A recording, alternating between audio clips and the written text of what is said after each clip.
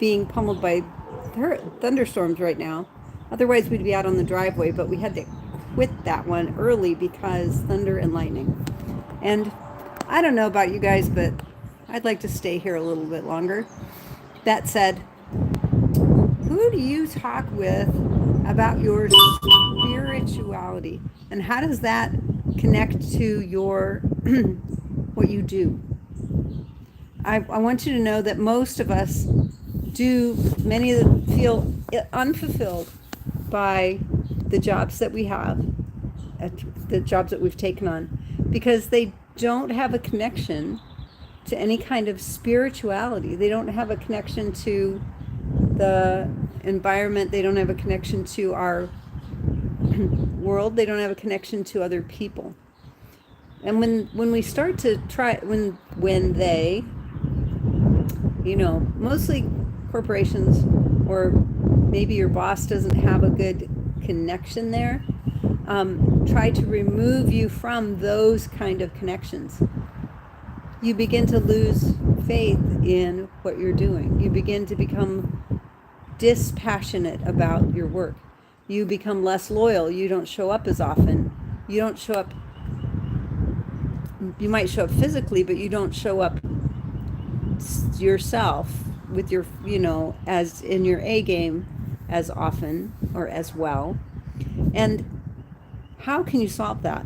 I realized, like last week, thinking about my path into animal chiropractic, and I recognized that one of the biggest reasons I became an animal chiropractor, and one of the biggest reasons I didn't feel comfortable in veterinary medicine, was that it was not connecting me to the environment. It wasn't connecting me to animals, and it wasn't connecting me to other people in the way that I felt like I could best be connected and do my best work.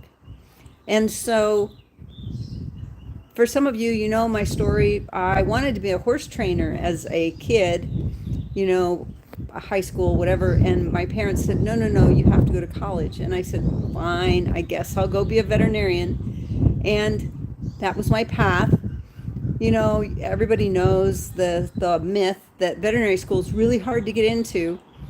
And I always say, if I could get into vet school, anybody could get into vet school. Because it's about persistence. It's not really and truly about,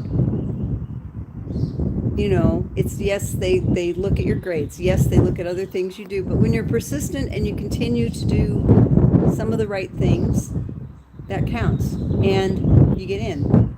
And once you're into veterinary school, trust me, they don't let you out. You are there for the long haul. And there's a couple reasons for that. One is, some people don't realize that, veterinary schools have the prestige of being able to care for animals. And a lot of people think, oh, if I go to the vet school, it'll be less costly. The vet school is not less costly for you necessarily, but you do get constant care. And one of the reasons you get constant care is that they have veterinary students to watch the animals, to monitor. They have basically paid or free, they have help who's paying them to do the work. And that's a part of how that system works. Those students don't have any real connection to the clients. Those students don't have any real connection to they have a connection to the animals, but not in the same way that you would in your local veterinary clinic. It's Easter weekend. I want to wish you guys all a really amazing, blessed connection between yourselves and your work and those people who are part of your group. How do you connect to them? Does your job take you away from them? Does your job separate you from them? Does it make you less interconnected? And the reason that we talk about that is this. It's so important to have that kind of connection so that we feel passionate about what we're doing so that we feel like we're making a difference in the world. I'm getting a lot of highs. You guys are great.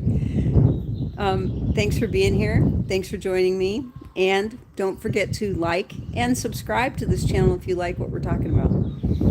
I was back to that story. I realized that veterinary medicine was a job, but it wasn't a connection for me. It wasn't a way for me to feel like I was making a difference in people's lives or in animals' lives. And as a result, animal chiropractic helped me to do that better. It gave me the sense that I was actually making a sincere difference. I was literally helping animals heal better. And so when I realized that, I recognized that it's really about spirituality. It's about how our souls, our spirit connects with what we're actually doing and how that raises the vibration of all those people around you, of everyone who you're working with, of the animals that you're working on. When you raise that vibration, man, it's so much less than a job. It's so much more than a job. It's so much less demanding. You feel so much less burdened. You feel less tired about what you're doing. It's exciting and it's exhilarating. So I just wanted to share with you guys, that's my story, and that's a little bit about the spirituality of animal chiropractic for me. I don't know about the rest of you guys. So, we talk about go out and do the thing that you love and you will be rewarded. And quite honestly, that's a part of that ability to, instead of seeking money, which is what a job tends to do, seeking to be generous is what animal chiropractic does. And it can definitely, you can be so generous in so many ways without giving it away, without literally just giving people things. And so I want you guys to feel like you can go be someone, be the leader in your community, and still be able to, give people valuable information, valuable ideas, valuable stuff. Thanks for joining me here today. I so appreciate you guys. I love you guys. Today is an amazing day. It's thundering and lightning, which is why we're not out on the driveway, but it's also an awesome day to be outside. So if you're indoors, get outside, get a little fresh air, go for a walk, do some fun things, be connected. Keep that spirituality connected to the entire environment. Thanks, you guys. Have a great weekend.